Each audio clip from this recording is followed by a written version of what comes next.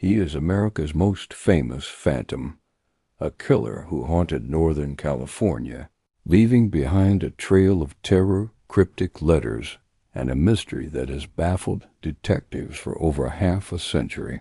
He called himself the Zodiac, and his case remains one of the most chilling unsolved crimes in history. Who was this man, and why has he never been caught? Let's travel back to the late 1960s, a time of supposed peace and love that was shattered by a series of brutal, seemingly random attacks. The story begins on a cold December night in 1968 on a lonely lover's lane in Benicia. High school students Betty Lou Jensen and David Faraday were on their first date, parked in a quiet turnout. What should have been an innocent, romantic evening turned into a nightmare. A car pulled up beside them, and a man emerged.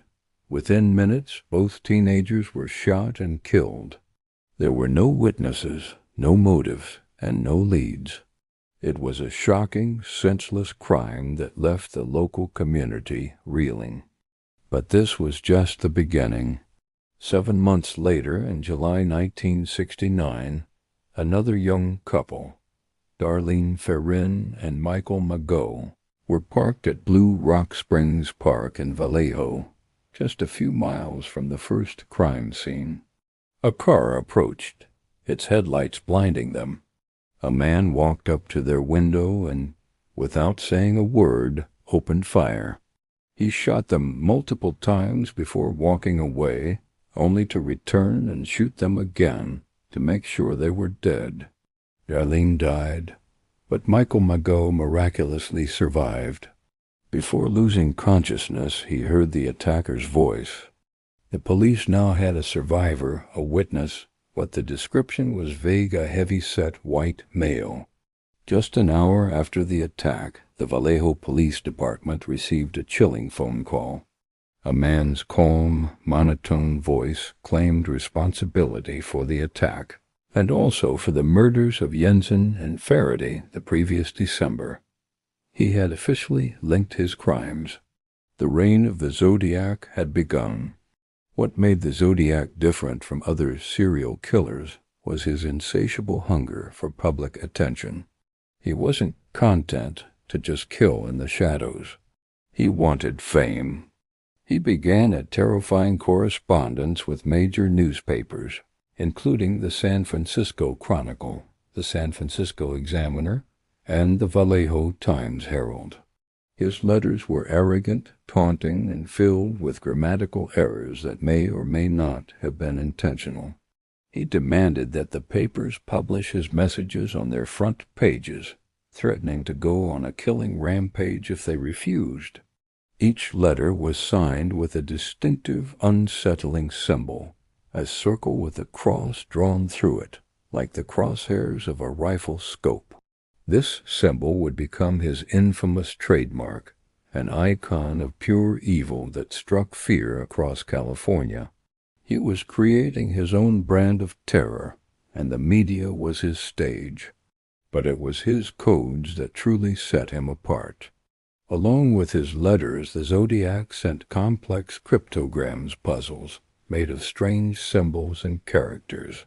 In his first cipher, which was split into 3 parts and sent to the 3 different newspapers, he claimed his identity was hidden within the code.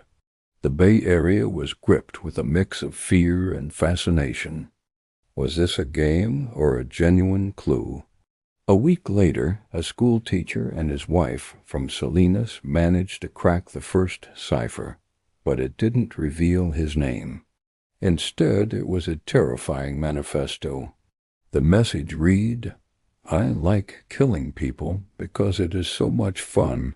It is more fun than killing wild game in the forest, because man is the most dangerous animal of all."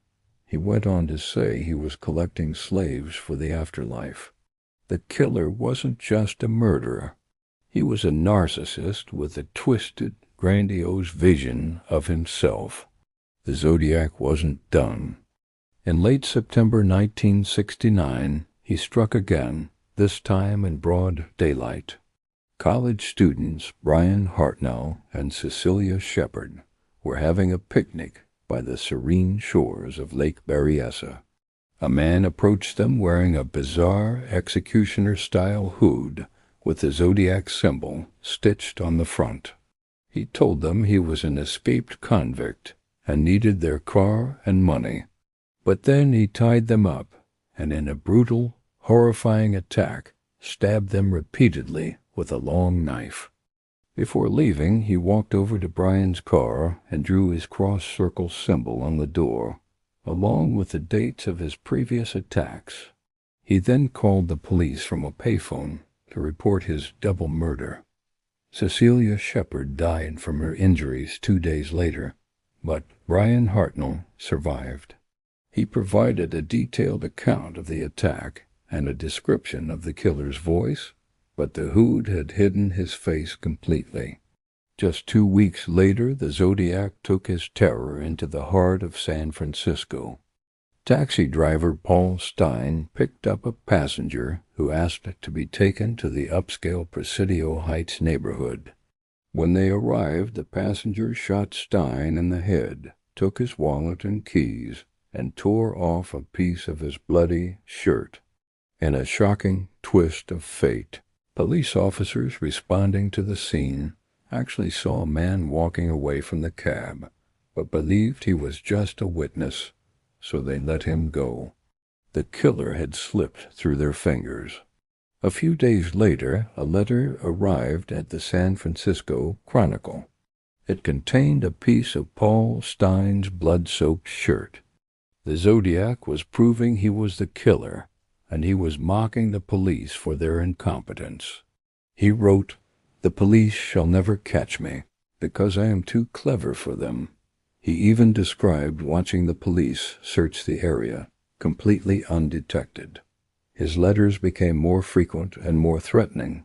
He talked about shooting children on a school bus, and he sent more ciphers.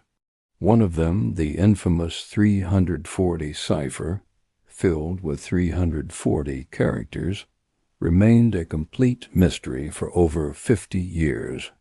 Code breakers, both amateur and professional, worked tirelessly to unlock its secrets.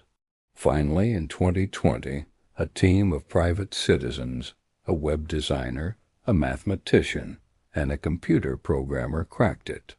The message was another rambling, taunting note mocking the police and defiantly stating, "I am not afraid of the gas chamber because it will send me to paradise all the sooner." Still, no name. The Zodiac is officially linked to 5 murders and 2 attempted murders. However, in his letters he claimed to have killed as many as 37 people. Are there other victims we don't know about? This question has fueled endless speculation and investigations into other cold cases from that era, but none have been definitively linked to him. Over the decades, dozens of people have been considered suspects. The most famous is Arthur Lee Allen, a former school teacher with a troubled past.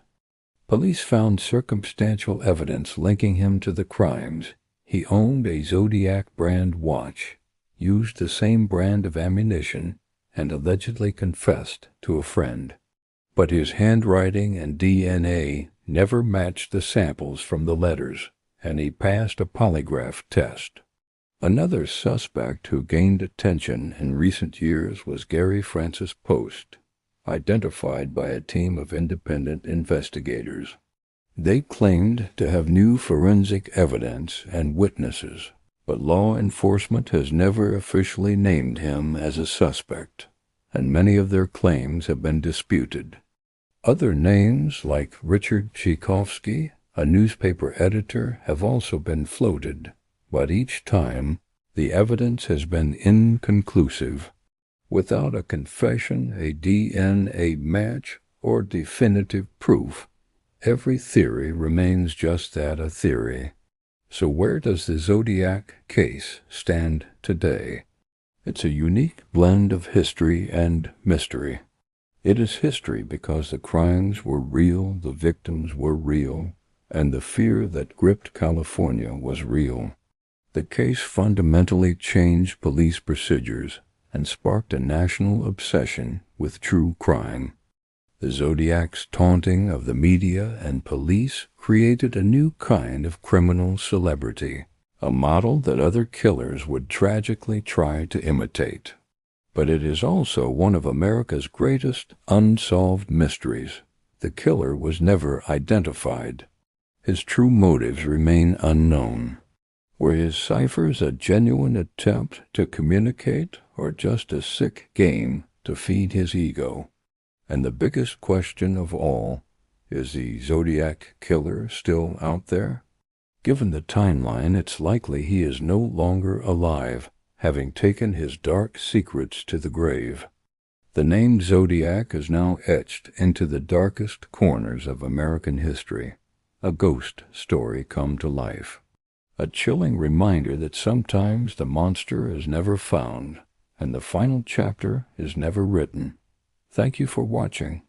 If you're fascinated by unsolved mysteries like this one, be sure to subscribe for more deep dives into the unknown.